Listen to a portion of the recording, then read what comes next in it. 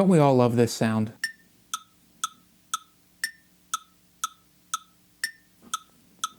Okay, maybe you don't right now, but you will. Just give it time. So your church has just started using a click and backing tracks, or you were playing outside of the church and now you're playing at a church and this is your first time playing with the click.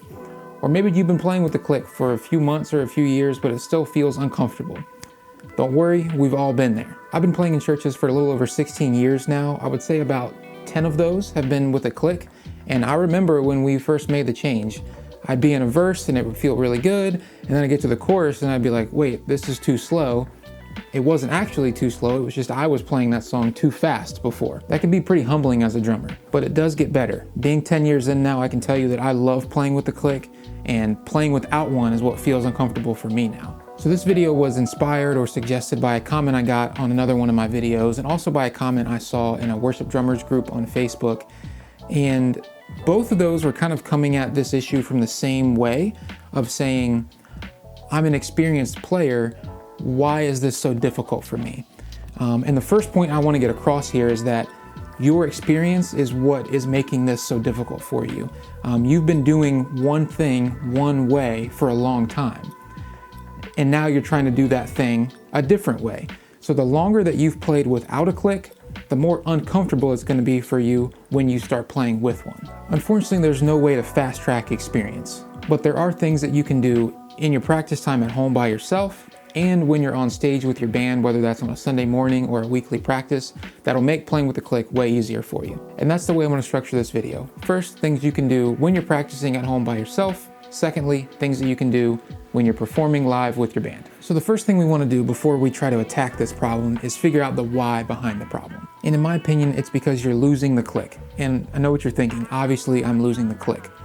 But what I'm saying is that not only are you losing the ability to hear the click, but your focus of the click is being lost as well. It's kind of like the difference between hearing something and listening. If you were to get out your metronome app, put your headphones on, and start playing behind the kit right now, it would be very easy to stay in time with the metronome because there's nothing else going on. You'd be hearing the click easily, and your mind would be free to focus on it. But when you get on stage, you have guitar, bass, vocals in your ears. You have the thoughts of, okay, where are we at in this song, right? How many more times are we doing this verse? What comes after this? Is it the pre-chorus or the chorus? What's the drum part in that? So by the time you have all those things in your head, you realize, oh shoot, I've lost the click. So that's why the first tip is that when you practice at home, practice with the click within the context of music, preferably music without drums. There's a couple different ways to do this, and the first would be using multi-tracks. If your church is using click, you're probably using backing tracks. If you're using backing tracks, you're probably using multi-tracks.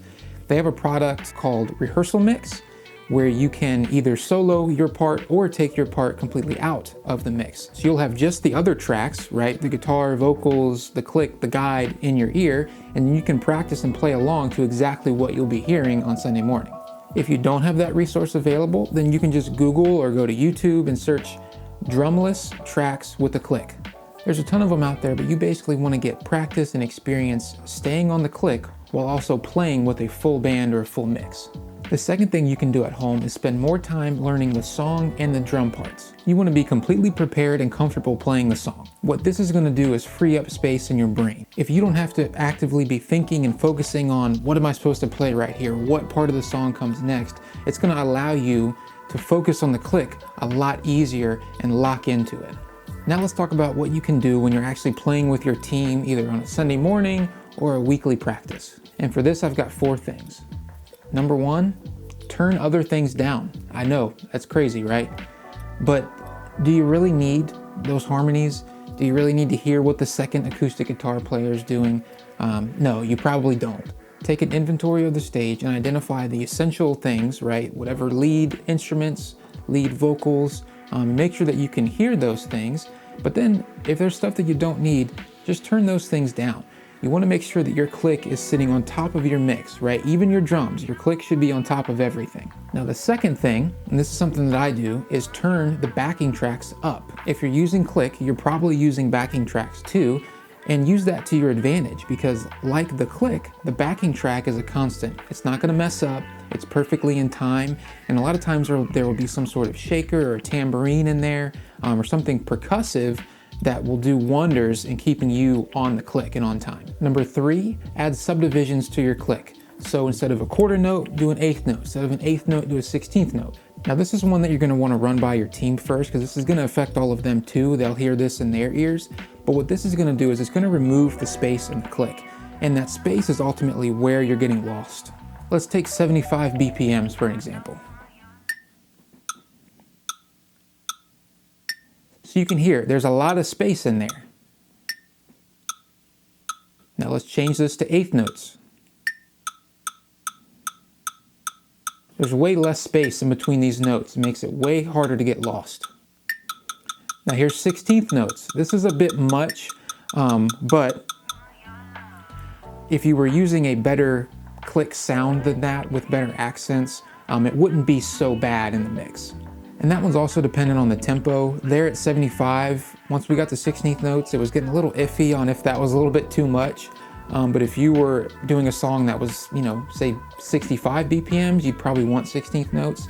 If you're doing a song that's 120, you're not gonna wanna go past eighth notes on that. All right, the fourth and final thing to do on stage when you're playing with your team, and this is one that I do all the time and I love it, is panning the click. Now, if you're lucky enough to have stereo in-ears, which I hope and pray that you are because they're a game changer, panning is huge. The click for sure, but also just everything.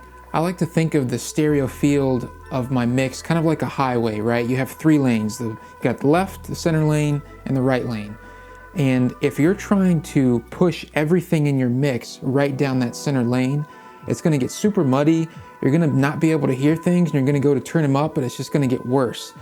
So as soon as you start moving things left and right and really giving them a place to live, you're gonna realize how much easier it is to hear those things even though they're not actually louder. Panning your click even halfway, left or right, is gonna give it its own space in your mix and make it a lot easier for you to identify it. If you've got headphones on or you're listening through speakers, go watch this video right here of me playing a couple Sundays ago, and you'll notice my click is panned to the right, and you'll notice how much easier it is to identify the click in the mix when it's panned to the right.